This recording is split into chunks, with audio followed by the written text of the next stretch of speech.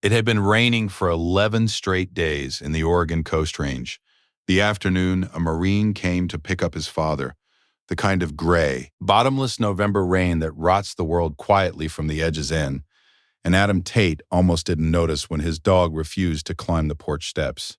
Rocco, his brindle Dutch shepherd, had been his partner through 3 deployments and had never once balked at a threshold, but at the bottom of the steps of the house where strangers had promised to care for Harlan Tate, the dog stopped, and the hackles came up along his spine, and he looked back at Adam with a warning Adam had learned in worse places than this, never to ignore. When Adam pushed open the front door, the smell hit him before anything else, and what he saw inside that house, in the gray, rainy light, was a thing he would spend the rest of his life trying to forget. What Adam Tate found behind that door and what he did about it before the rain stopped would tear the lid off a quiet horror that an entire county had let itself not look at for years. Stay with me to the end of this one.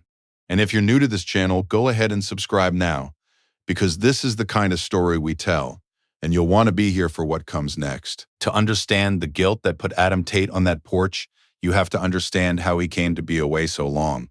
The Tates were Marines the way some families are farmers. It was simply what they were. Harlan had carried a rifle in the worst of Vietnam, and his father before him at Iwo, and Adam had never seriously considered being anything else. He had given the Corps 15 years and 3 deployments to places he didn't name, and he had been good at it, and the cost of being good at it was that he was never home. His mother had died while he was overseas. His father had grown old on the other end of phone calls that got shorter and further apart, and every time Adam had raised the question of coming home to help, Harlan had said the same thing in the same flat, immovable voice, that a Marine's place was with his unit, that he was fine, that he did not need looking after, and that he would not be the reason his son left his post. Adam had believed him, because he wanted to, because believing him made the deployments bearable. The truth was that the phone calls had started to frighten him in a way he wouldn't admit. The long pauses, the way his father sometimes seemed confused about the date, the time Adam had called on his father's birthday and gotten no answer for 3 days, and told himself the old man had just been out.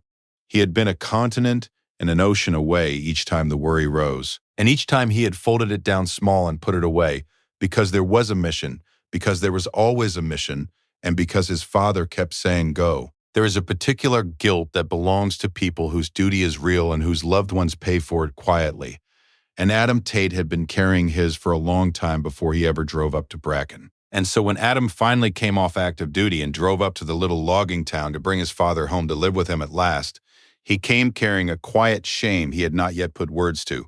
The shame of a man who suspected somewhere underneath that "I'm fine" had been a lie his father told him as a gift. The dog had come home from the teams with him. Rocco was a brindle Dutch shepherd, tiger-striped and serious, in the solid middle of his working years.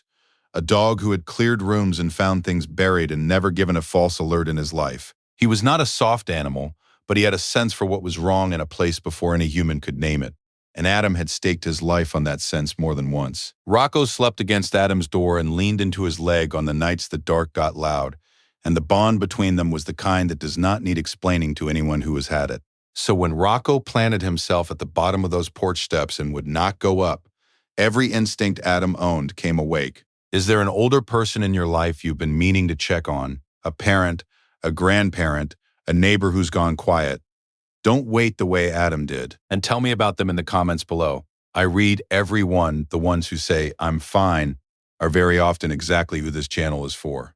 The man Adam had come for was Harlan Tate, 78, and the story of how he had ended up behind that door was the ordinary, shameful story of how it happens to so many. After Adam's mother died and his own body started failing him, a bad hip, a heart that skipped, the slow erosions of age, Harlan had needed more help than a proud man could stand to ask his deployed son for.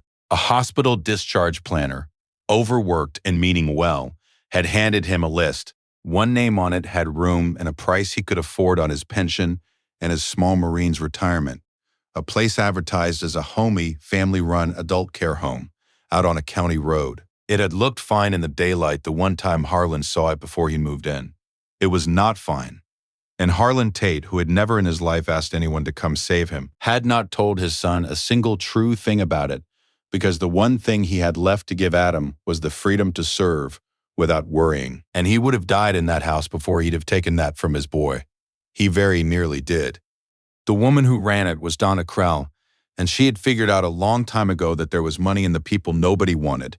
She took in the old and the failing, the ones whose families had moved away, or passed, or simply stopped coming, and she collected their pension checks and their Social Security and their veterans' benefits. And in return, she gave them as little as she could and still keep them breathing. She kept 6 of them in a house meant for a family of 4. She kept the pantry padlocked. She kept the residents quiet with cheap sedatives crushed into their food, because quiet old people don't wander and don't complain and don't get her in trouble. And she told herself, in the parts of the night when she had to, that she was providing a service no one else would, that the families had dumped these people and she was the only one who'd taken them in, that the system didn't pay, and a woman had to live.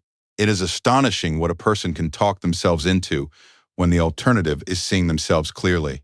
What Adam saw when he stepped through that door. He saw in pieces the way the mind protects you from a thing too big to take in at once. The dim and the damp and the smell of a house where the windows are never opened and the sheets are not changed. A front room with the television turned up too loud and 3 old people in it too still, sunk into a sagging couch in the blue light, slack-faced, somewhere underneath the surface of themselves. A water glass just out of reach of a hand that kept reaching for it. The padlock, that was the thing that stopped him. A bright new hasp and padlock bolted to the kitchen door in a house where 6 grown people lived, so that no one could get to the food without permission. He would learn later about the crushed pills in the oatmeal and the benefit check signed over in a hand that wasn't anyone's, and the heat shut off in the back of the house to save $1. But the padlock told him most of it in a single glance, the way one detail sometimes carries a whole truth. And then, down a cold back hallway, in a room with no heat and a window that wouldn't have opened if you'd wanted air, he found his father. Harlan Tate was sitting up in a hard chair in the gray light, gaunt in clothes that had gotten too big, his big veined hands folded in his lap, and Adam's first thought was that he had come too late. Then his father's eyes found him and cleared, and the old man's mouth worked, and he said his son's name like a man saying a prayer he'd stopped believing would be answered. And that was when Adam saw that his father had no blanket and that there was a tiny, frail old woman asleep in the bed beside him, a woman who was not his wife and not his anything. Wrapped in 2 thin blankets that should have been 1 each, the old Marine had given his away, even here. Even reduced to this, half-starved and freezing and forgotten, his father had found someone weaker than himself and stood his watch over her. That was the thing that put Adam Tate down on his knees on that cold floor. Not the horror of the place, but the unbearable dignity of the man in the middle of it. If you had walked into a place like that and found your own father in it, half-starved and freezing and giving his blanket away, could you have kept your hands at your sides and done it by the book? Be honest with yourself. Type yes or no in the comments below. I read every one. Adam wanted in that first moment to carry his father out and to take Donna Krell apart with his hands. And he did neither. Because a Marine knows that rage is a tool and not a master, and because his father, gripping his arm with a strength that surprised him, whispered the one thing that stopped him cold. There were others, Harlan said. He couldn't just take his son and leave. There were others in that house, and the little woman in the bed, Pearl, had no one coming for her at all. So Adam did the harder thing. He got out his phone and he started documenting the padlocked pantry, the medication bottles that didn't match any prescription, the residents too sedated to say their own names, the ledger of stolen checks he found in a drawer, the names of 6 people the county had lost track of. As he moved through that house, his father, leaning on his arm, told him in a low voice who each of them was, because Harlan Tate had made it his business to know. The retired schoolteacher in the recliner who'd had no visitor in a year, the man who'd worked the mill 40 years and now couldn't remember his own children's names through the fog of what they fed him, and Pearl, little Pearl, who startled at raised voices and whom Harlan had been quietly slipping half his own food for months. The old Marine had turned a house of horrors into a unit, and he had appointed himself its sergeant, and he had been holding it together with the only authority he had left, which was the refusal to let any of them be entirely alone. Adam called the sheriff's office and asked for a deputy and an adult protective services investigator by name, and he stood in that doorway in the rain and waited, because he was not leaving any of them behind. And because the thing his father had taught him without ever once saying it out loud was that you do not abandon the people who cannot save themselves. The clock started the moment Donna Krell understood what was happening in her house. She had a hired man, a heavy-set fellow named Merle, who did her lifting and her intimidating, and the two of them moved fast once they realized the tall stranger was making calls, trying to get residents moved to a back building, trying to get the ledger back, trying to get Adam Tate off the property by telling him he had no legal standing, that these were her residents under her care, that he was trespassing and she'd have him arrested. And for a few minutes, in the gray and the rain, it might have gone badly, because a cornered predator is a dangerous thing, and the law was still 40 minutes of wet mountain road away. The reckoning came on the front porch with the rain coming down and the first deputy's headlights finally swinging up the county road. Donna Krell stood in her own doorway with Merle at her shoulder and her paperwork in her fist, and she did the thing her kind always do. She got reasonable, and she got aggrieved, and she talked. She had taken these people in when no one else would, she said. Their own families had abandoned them. She was licensed, she had documents, she provided meals and a roof. And where had the so-called son been all these years if he cared so much? And he had no right at all to come in here and that was when Merle put a hand on Adam's chest to move him back from the door. Rocco came off the porch boards like something uncoiling. He put himself between the heavy-set man and Adam and the doorway full of helpless people behind it, and a low, unbroken sound came up out of his chest. And Merle's hand came off Adam's chest very fast, and the man backed down the steps into the rain and did not come up them again. The dog did not lunge and did not bite. He simply held, the way he'd been trained to hold, a line that would not be crossed. And in the doorway behind Donna Krell, drawn by the noise, the tiny, frail woman named Pearl had shuffled up in her two blankets, blinking in the gray light, and into the sudden stillness she said the thing that broke that porch open, looking up at Donna Krell with the trusting fog confusion of someone who has been taught to ask, "Are we allowed to eat today?" 6 words from a starving old woman who had been conditioned to ask permission to eat in her own home. And they said everything that all of Donna Krell's reasonable talk had been built to hide. The deputy climbing the steps heard it. The APS investigator getting out of her car heard it. And Donna Krell understood that they had heard it. And the reasonable, aggrieved expression slid off her face the way it slides off anyone who has finally been seen for exactly what they are. Then Adam Tate spoke, and his voice was low and level, the voice of a man who had learned in hard places that the truest authority never has to be raised. He did not shout, and he did not touch her. He simply handed the investigator his phone, and he laid it out. In order, the padlocked food, the crushed sedatives, and the oatmeal, the benefit check signed over in a hand that wasn't theirs, the 6 people warehoused in a house meant for 4, the heat shut off in the back rooms. He named what it was, which was not a care home but a quiet machine for turning forgotten people into money. He did not have to make the case alone. The evidence made it, and Pearl's 6 words made it, and the law, once it was finally standing in that doorway, made the rest. Donna Krell and her hired man were taken away in the rain, and one by one, gently, the residents of that house were carried out into the light and the care they should have had all along.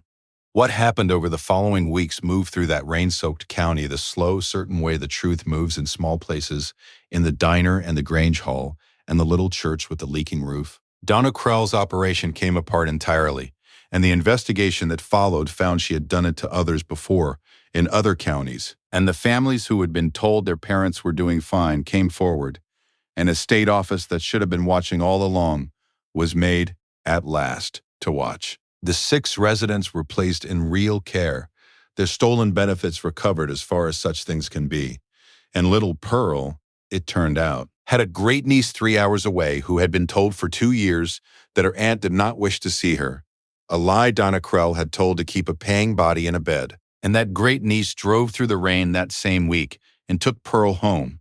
Adam drove out to see Pearl settled himself, because his father asked him to, because Harlan Tate did not consider his watch over the little woman finished, until he'd seen her safe with her own people. And Pearl held the old Marine's hands at the door and could not find the words and did not need them.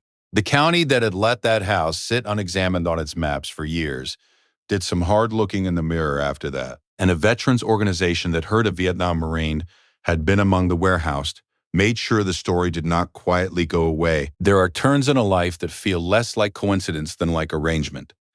That a Marine came home one rainy week too late to spare his father the worst of it, but just in time to save 6 souls who had no one else because a dog wouldn't climb a set of porch steps. A man does not have to know the word for that to feel it settle in his chest. And Adam Tate brought his father home. The hardest conversation of his life happened a few days later, in Adam's kitchen, when he finally said the thing he'd been carrying, that he should have come sooner, that he should never have believed, "I'm fine," that he had failed his father by staying away. And Harlan Tate, stronger now with warm food and a warm room, and his son across the table, told him the truth at last. He had lied, the old man admitted. He had lied every single phone call, but he had not lied to spare himself. He had lied because the only thing he had left worth giving was the freedom for his boy to do his duty without being chained to an old man's troubles. And a father gives his children what he can with what he has left. And what Harlan had left was a lie that said, "Go, serve, don't look back, I'm fine." It was the most a man could give, he said, and he would do it again. And Adam Tate understood, finally, that the dignity he'd seen in that cold back room, the old Marine giving his blanket away, was not something the horror had failed to take from his father. It was simply who his father had always been, all the way down, in Vietnam and on a phone line and in a stranger's house and at his son's kitchen table.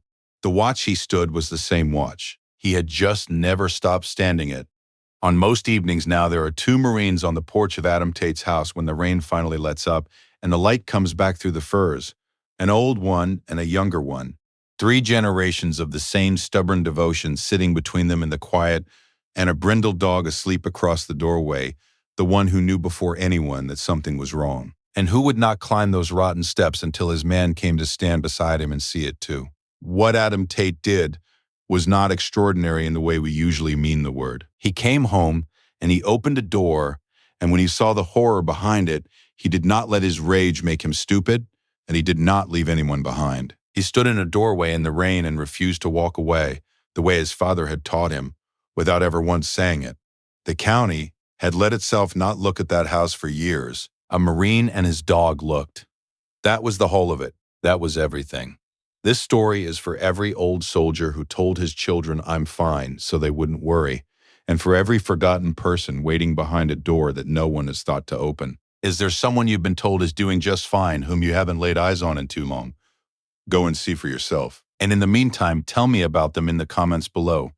Let's fill this section with the people who deserve to have someone open the door. Every story on this channel is about the ones the world has stopped looking at and the people who refuse to look away.